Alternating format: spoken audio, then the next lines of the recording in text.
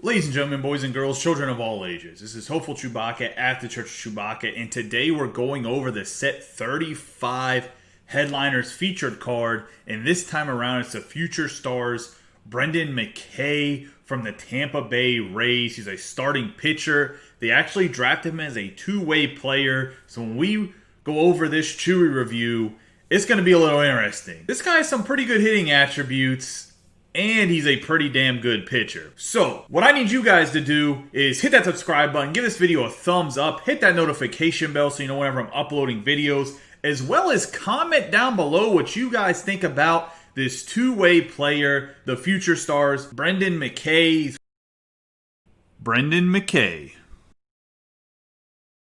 Alright, so the set 35 feature card is this 98 overall starting pitcher for the Tampa Bay Rays, Future Stars, Brendan Mckay. He's left-handed throwing, left-handed batting. As a pitcher, he has a 4-pitch repertoire that consists of a 4-seam fastball that's going to go about 98 miles an hour, a curveball that's going to go 81 miles an hour, a cutter that's going to go 91, and a changeup that's going to go 82.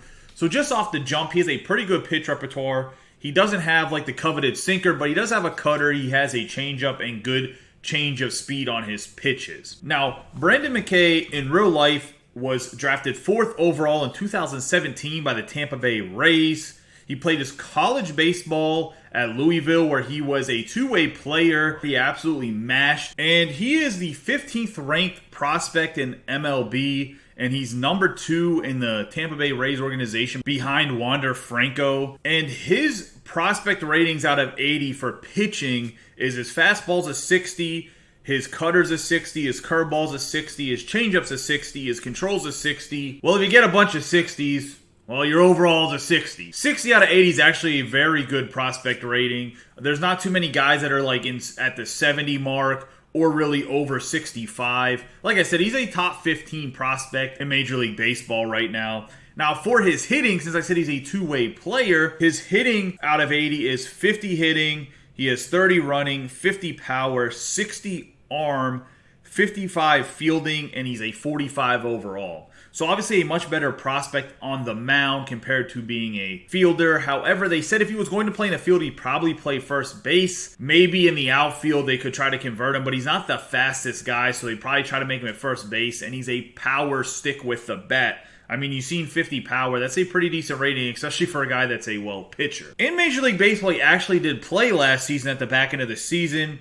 He was 2-4. He had a 5.14 ERA. He pitched 49 innings. He had 56 Ks and he had a whip of 1.408. So he didn't have the best statistics, but he was also very young at 22 years old. He came up in the middle of the season when everybody was guys were either hot or cold. He also played in the AL East where dudes mash. I didn't look at like the teams he played, but I'm assuming he probably got the Yankees at least once. It's not like he had all of his 13 or so appearances where he started games against like the Orioles.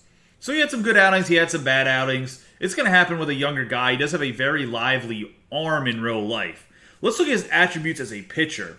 So for pitching, he has 99 stamina, 94 hits per 9, 102 K per 9, 99 base on balls per 9.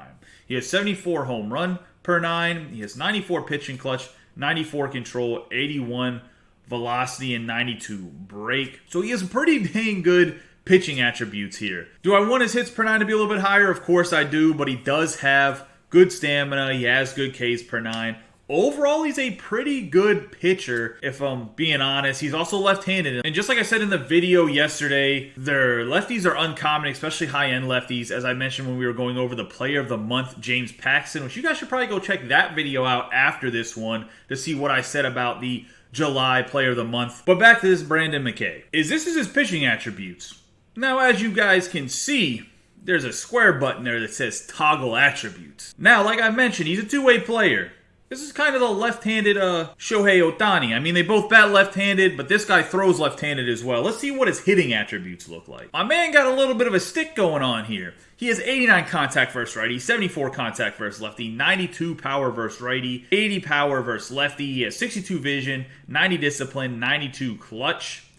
His fielding is 84 fielding, 92 arm strength, and 86 arm accuracy. So if he does field a ball off the mound, he's going to have a good throw meter. He's going to make, I guess, pretty good fielding moves. He's actually one of the highest fielding pitchers in the game, if I'm being honest. At 84 fielding, that's kind of high. I mean, you guys have seen the Gold Glove series, right? And I was having trouble finding pitchers that were like over 50 fielding. But his hitting attributes for a pitcher are good. Like, you're talking 80 plus power? That's, for any pitcher, dude, you're getting an extra guy in the lineup here. This guy can be a difference maker. He's not going to be like a pinch hitter this late in the game, but I mentioned earlier in the year when I was going over Shohei Ohtani, the fact that he adds an extra bat at the end of the lineup can make a huge difference in ranked season games. So the fact that this guy has good contact, good power for a pitcher adds to this card even more. I was looking at it last night, and I didn't realize he was a two-way player that much, so I did some research about Brendan Mckay and how successful he was hitting the ball at Louisville. They gave this card good hitting attributes. And by doing that, it just adds super value. Because looking at the card, I was like, man, this card's really not that good as a pitcher. It's good as a pitcher, but it's not like, oh, wow, man, I need this pitcher.